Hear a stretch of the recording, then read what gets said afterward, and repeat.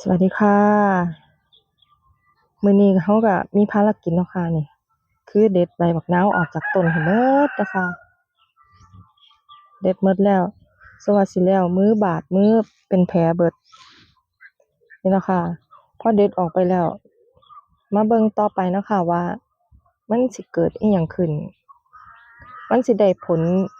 ผลิตมันสิได้ผลบักนาวหลายขึ้นบ่จั่งซี้เนาะค่ะเดี๋ยวมาติดตามนำกันเด้อค่ะเด้อสิรีวิวให้เบิ่ง คันผู้ใดมักก็กดไลค์กดแชร์คลิปให้เลยเด้อค่ะเด้อกดติดตามให้หน่อยค่ะเดี๋ยวสิพานำเสนอสิ่งดีๆให้ทุกๆคนได้เห็นบ่ว่าสิเป็นการงานเย็บงานหยังอิหยังจั่งซี้เด้อค่ะแต่ว่าช่วงนี้ก็เรื่อยๆอยู่ในสวนจักหน่อยก่อนเนาะค่ะเนาะคันว่างก็สิลงคลิปเกี่ยวกับ